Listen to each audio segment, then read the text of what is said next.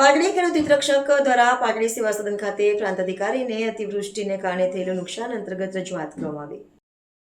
પાટડી ખેડૂત હિતરક્ષક દ્વારા પાટડી સેવા સદન ખાતે પ્રાંત અધિકારીને અતિવૃષ્ટિને કારણે થયેલ નુકસાન અંતર્ગત રજૂઆત કરવામાં આવી છે। અતિભારે વરસાદને લઈને ખેડૂતોને હજુ સુધી કોઈ સહાય મળેલ નથી। વારંવાર રજૂઆત કરવામાં આવી છતાં હજુ સુધી કોઈ સહાય મળેલ નથી। આ તકે પાટડી ખેડૂત હિતરક્ષક સમિતિના Ashok Patel, Prashant Parikh, legal adviser advocate Pravinbhai, advocate Rasikbhai Someshwara, Mansukhbhai Patel, LS Chavda ઉપસ્થિત રહ્યા।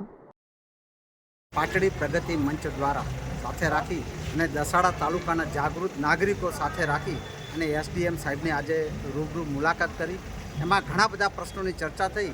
એમાં એક આ પ્રશ્ન એ પણ ચર્ચાયો કે ખેડૂતો માટેનો હતો અને એમાં ખેડૂતોને જે 2017 પ્રમોલોગેશન થયા બાદ જેના કોઈ 7/12ના પાણીયા જનરેટ થયા નથી। આજે ખેડૂતોએ ઘણી બધી રજૂઆતો કરવા છતાંય એમને આજ દિન સુધી પાણીયા જનરેટ થયા નથી।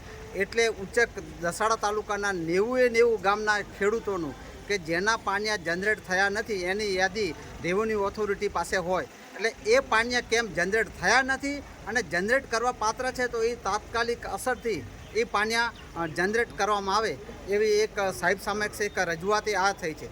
ઘણા બધા એક ખેડૂત છે, સુસ્યાના એક ખેડૂત છે, એ સુસ્યાના ખેડૂતને જે 7/12નું પાણી એને વેચાણથી રાખેલી છે અને બીજા ભાઈએ એમને વેચાણથી રાખી હતી। હવે એમનું જે 7 વીઘા જે ક્ષેત્રફળ છે એ બીજામાં જતું રહ્યું છે અને 2017માં આ પ્રમોલોગેશન થતાં આ પ્રશ્ન ઉપસ્થિત થયો। એ 2017 પછી એમણે દરેક જગ્યાએ મામલતદારને, આપણે નાયબ કલેક્ટરશ્રીને, DILRને દરેક જગ્યાએ અરજી આપી, પણ આજ દિન સુધી એ 7/12નું પાણી જનરેટ થયું। આવા દસાડા તાલુકામાં ઘણા બધા ઇસ્યુ છે।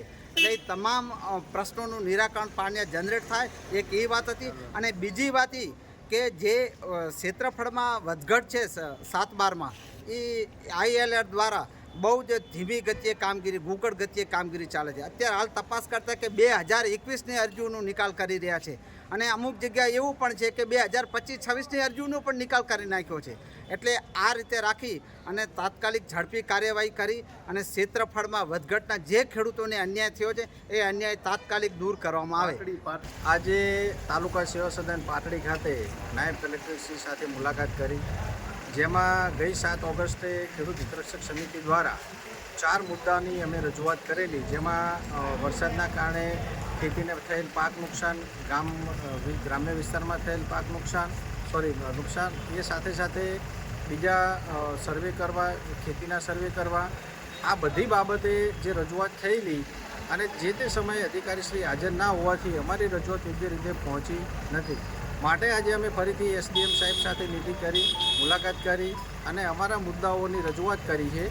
સાથે પાટડી નગરના જે મુદ્દાઓ છે, ગટરને લગતા મુદ્દાઓ હોય કે મીઠાનું જે પાણી છે, વેસ્ટ પાણી, એ પાટડીનું જે તળાવ છે એમાં પણ છોડવામાં આવે છે, એ બાબતના મુદ્દાઓ હોય। આ બધા જ મુદ્દાઓને લઈ અને આજે SDM સાહેબ સાથે મુલાકાત થઈ છે અને અમે અમારી વાત મૂકી છે અને આ મુદ્દાઓ અનુસંધાને યોગ્ય કાર્યવાહી થાય અને આ પ્રશ્નોનું નિરાકરણ થાય તે બાબતેની આજની અમારી રજૂઆત હતી। આજે SDM સાહેબ સાથે પાટડી પ્રગતિ મંચ હેઠળ વાત થઈ। એમને 2 મુખ્ય રજૂઆતો કરી। પહેલી કે પાટડીમાં ગટરની બહુ સમસ્યાઓ છે, તો આખા સિટીમાં એક સર્વે કરવામાં આવે અને જ્યાં કંઈ બી મેન હોલ કવર ચેન્જ કરવાની જરૂર છે કે લાઈનોમાં સાફ સફાઈની જરૂર છે એ કરવામાં આવે। અને બીજી રજૂઆત કે જે હાલમાં 45 દિવસનું ગેસ બુકિંગનો સમય મર્યાદા છે એ ખૂબ જ વધારે છે અને લોકોને બહુ સમસ્યાનો સામનો કરવો પડે છે। બ્લેક માર્કેટિંગ વધી ગયું છે, તેમ છતાં બાટલા મળતા નથી। તો ફરીથી એને 45 દિવસ અને 21 દિવસ કરવામાં આવે તો લોકોને રાહત રહે।